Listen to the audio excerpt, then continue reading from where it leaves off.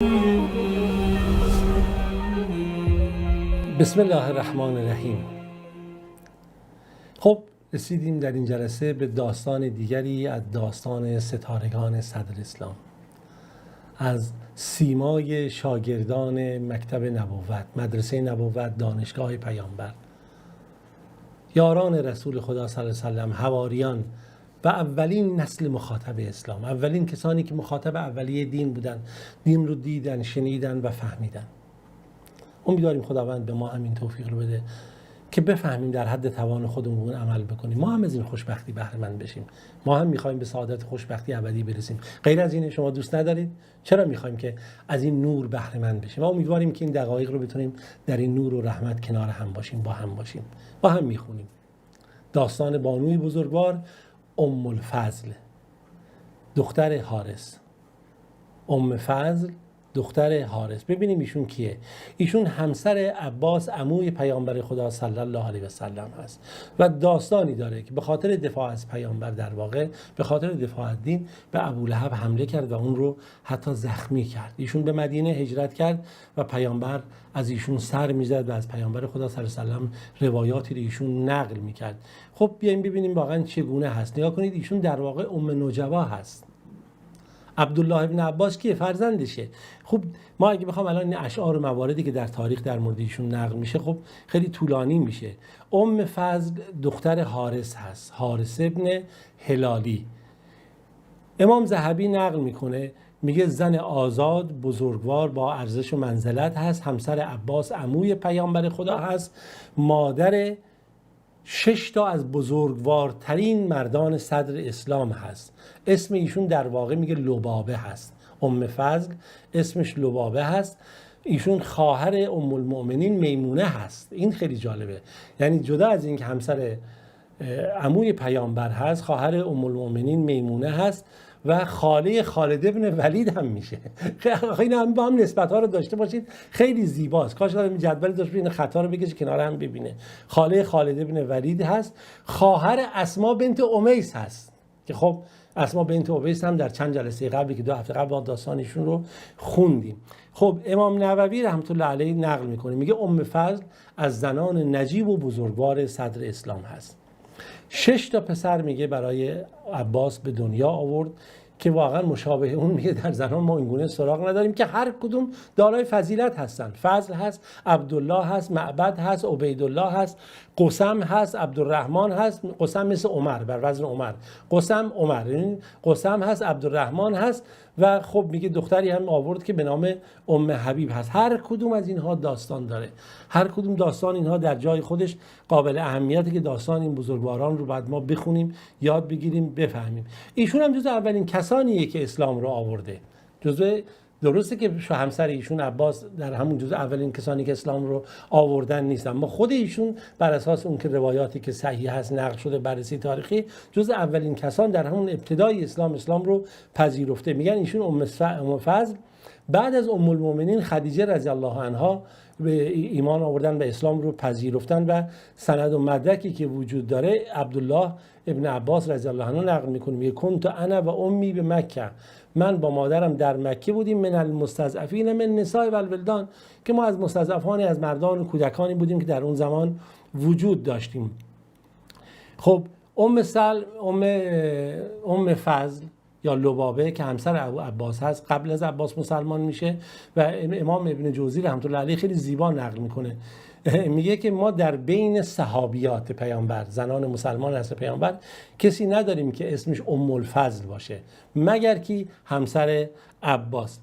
ام فضل خب فرزند خودش عبدالله رو باردار هست. پیامبر خدا صلی الله علیه و سلم در اون شعب ابی طالب با قوم و قبیله خودش در تحت حصار هست.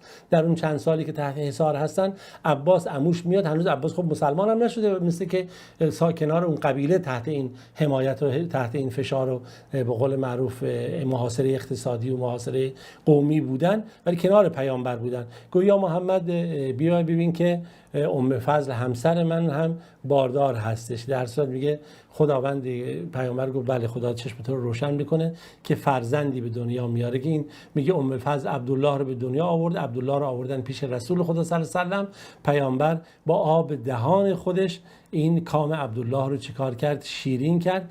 که مجاهد رحمت الله علیه نقل میکنه، میگه ما کسی رو نمیشناسیم که پیامبر با آب دهان خودش، یعنی جدا از اون که حالا مثلا گاهی خرما و چیزی بود پیامبر این کارو میکرد که با آب دهنش نرم میکرد، مثلا با آب دهان خودش فقط تنها این رو کامش رو شیرین کرده باشه.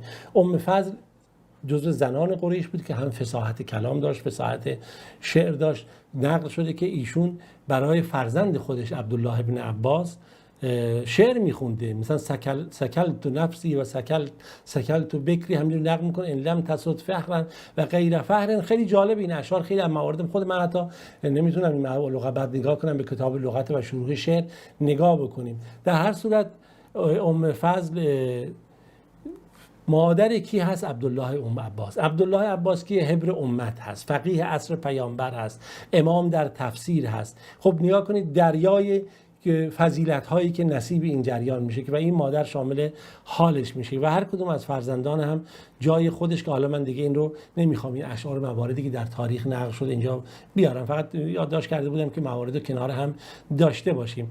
اون چی که نقل میشه میگه ام المؤمنین خدیجه وقتی که از دنیا رفت، ام ایمن و ام فضل ام المؤمنین خدیجه رو غسل دادن، کفن و دفن کردن و غیر از این ام فضل همیشه سعی کرده در هر فرصتی یاری دهنده رسول خدا صلی الله علیه و سلم باشه. زمانی هم که پیامبر به مدینه هجرت کرد، ام فضل با همسر خودش در مکه موند و اما همیشه اخبار پیامبر رو دنبال میکرد. پیرو پیامبر بود، بالاخره این شوخی نیست، شاگردان رسول خدا صلی الله علیه و سلم و محبت و عاطفه پیامبر هم بین اینها بزرگ شده بود، خیلی بیشتر از اون چیزی که حتی ما در کلمات بتونیم به زبون بیاریم. و خب در مکه هم ایشون شرایط موقف خیلی خاصی داره. نقل شده که وقتی که خبر را آوردن بعد از غزوه بدر که چگونه مسلمانان در مکه در بدر پیروز شدن، اینها ابولهب خیلی عصبانی شد، ناراحت شد و رفتار خیلی خاصی داشت که حالا این داستانش رو با هم میخونیم شاید براتون شیرین باشه که بدونید چه اتفاقی افتاده. اون موقع ابو رافع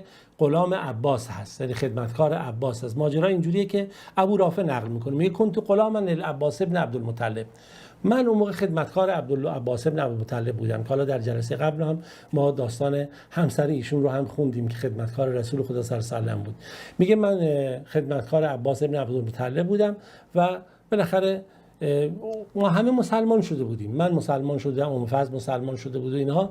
ابولهب ولی دشمن خدا بود و جز دشمنی کار دیگه ای نمی‌کرد. حالا جنگ بعد از جنگ بدر این بالاخره شرایط خیلی عصبانی بود، خودش هم در جنگ بدر شرکت نکرده بود و میگه خبر اومد که بیاین که در جنگ بدر مسلمانان پیروز شدن، قریش این گونه شکست خورد و اینقدر کشته داده و فلان. این عصبانیشو شروع کرد بعد بیرا گفتن و به مسلمانان و میگه خب من آدم ضعیف و ناتوانی بودم.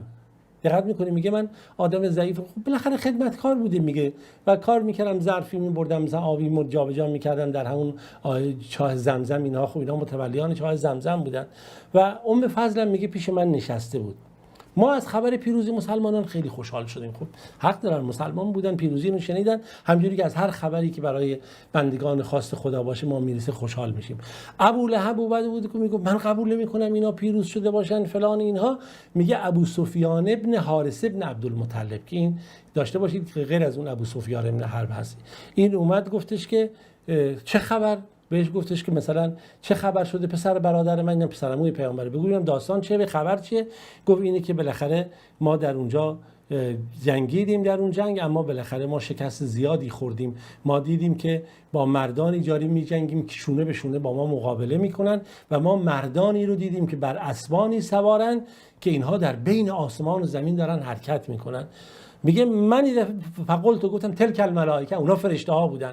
میگه تا اینه گفتم ابولهب عصبانی شد، یک ضربه محکمی به من زد و تفق یضربونی، شروع کرد منو زیر کتکاش یا مشت لگد خودش قرار دادن. میگه تو این لحظه تا من این حرفو زدم که خب اونا حتما فرشته ها بودن، ابولهب به جون من افتاد، ده بزن که داری میزنی. فضل بلند شد رفت، یک چوبی چیزی ستونی بوده همونجا که براش حجره ها رو خیمه رو مثلا برپا میکردن، برداشت یک ضربه محکمی به سر ابولهب زد که این سرش زخمی شد ابولهب و گفتش که این اربابش اینجا نیست که این منظورش عباس باشه، گرفتی داره این رو میزنی، این جوانمردی به دور و میگه اینو تو خار و ذلیل دیدی، این خدمتکار داره این برخوردو میکنی، ببین چه زن با غیرت و شجاعی. میگه اون دیگه ساکت شد. میگه قسم به خدا 7 روز نگذشت که بعد از اون 7 روز این مبتلا به بیماری عدسه شد. یه بیماری بود که بالاخره میگم شبیه به وبا بود و خداوند اون رو با چه ذلت خاری ابولهب رو از دنیا برد. و این صحنه غیرت و ایمان فضل رو در اونجا نشون میده که چگونه دفاع میکنه از حق و از حقیقت. امام ذهبی نقل میکنه که فضل از زنان عالی رتبه بزرگوار، یعنی به اسم عالیت النساء، از زنانی بود که دارای درجه و منزلت ایمانی خاصی بود. ابن سعد نقل میکنه الفضل هاجرت الی المدینه بعد از اسلام، میگه بعد از اینکه مسلمان شده بود حتی به مدینه هجرت کرد. حالا داستانش هست که میگه وقتی که شوهرش اسلام رو آورد و ایشون خب به مدینه اومده بود و کنار پیامبر بود، با پیامبر به خونهشون میرفت، بالاخره زن عموش بود، شاگردانش بود و اونها به خانه پیامبر میرفتن و خب ایشون از موقعیت و منزلت خاصی نزد پیامبر بهره مند بود، از ایمان و تقوا و همه مواردی که نقل شده. ابن جوزی نقل میکنه ایشون همیشه دوشنبه و پنجشنبه رو فضل روزه میگرفت. و جالب اینجاست که پیامبر خدا صلی الله علیه و سلم یه روز میره به خونه ایشون و ایشون خبر میده که من خوابی رو دیدم یا رسول الله، دیدم که یکی از اعضای عضو من اعضایی که فی بیت، یکی از اعضای خانواده شما در خانه من هست. بعد پیامبر میگه خواب خوبی دیدی، فاطمه فرزندی رو به دنیا میاره و این فرزند رو بالاخره شما شیر میدی. این با قسم که گفتم بر وزن عمر هست، اشتباه نکنید، با 3 نقطه این خواهر برادر رضایی میشن، یعنی این برادر رضایی میشه که دیگه اونجا فرزند حضرت فاطمه پسر فاطمه اونجا شیر میخوره. میگه فاطمه حسین رو به دنیا آورد و فضل حسین رو شیر داد با قسم و قسم خب در واقع برادر رضایی حضرت حسین هست. و جالب هست که میگه که خیلی هم شبیه پیامبر خدا صلی الله علیه و سلم بود. چند نفر از یاران رسول خدا قوم خویش پیامبر هستن که خیلی شباهت دارن که دیگه آخرینشون حضرت حسن هستن، در واقع حسن بیشترین شباهت رو داشته. نکته خیلی جالبی نقل شده که میگه کعب ابن اشرف یهودی پیامبر خدا صلی الله علیه و سلم را اذیت میکرد، آزار میرسون، حتی در اشعار خودش مثلا اون زمانی که خب فضل مسلمان بود در مکه بود، میگه ها نیا کن شاگردانش مسلمان شدند ولی اینها نمیتونه از اونها دفاع بکنه، حمایت بکنه، اونها در مکه هستن. خب این نشون میده که پیامبر توجه خاصی داشت و دشمنان میخواستن از این فرصت استفاده کنن. آرای فقهی خیلی جالبی داره که میگن ایشون یک زن فقیه بود. امام بخاری این رو نقل کرده از پیامبر خدا صلی الله علیه و سلم که میگه که حالا بحث روایات من میخوام همه وارد جزئیات بشم نمیرسیم که چه تعدادیشون روایت نقل کرده، که میگه در کتب 6 از ایشون اومده. یه نکته خیلی جالبی میگه که رسول خدا صلی الله علیه و سلم عاصب رأسی فی مرضه، در اون بیماری که داشت سرش درد میکرد، فصل المغرب، نماز مغرب رو با ما خوندش، فقرأ بالمرسلات، سوره مرسلات رو خوند. ایشون میگه فما صلاها بعدا حتی لقی الله، دیگه بعد از این دیگه با ما پیامبر نماز نخوند تا اینکه با خداوند ملاقات کرد. و یکی از مواردی که نقل میکنن ایشون دارای فقاهت و زرنگی و ذکاوت خاصی بود، میگن در روز عرفه رسول خدا صلی الله علیه و سلم بعضی گفتن روزن، بعضی گفتن نه رسول خدا روزه نیست و این پیچیده بود و مونده بودن چه کار بکنن. ایشون اومد یک لیوان شیری رو به پیامبر خدا صلی الله علیه و سلم برد و هدیه داد. پیامبر صلی الله علیه و سلم لیوان شیر خورد، دیگه مشکل حل شد. اونایی که میگفتن پیامبر روزن یا روزه نیستن، ببینید با همین عمل که یک پیچی افتاده بود، بالاخره مباحث فقهی بود و اینها می‌خواستن رو مسئله دقت بکنن. چرا پیامبر روزه عرفه رو به عنوان اینی که گناهان سال بعد و سال قبل رو میبخشه و فضیلت این هست، ولی این ماره کسانی که تو حج هستن نیست. اونجا میگه خلاصه این صحبت بود و ایشون اومد با این عمل تونست بالاخره این فضیلت رو نشون بده.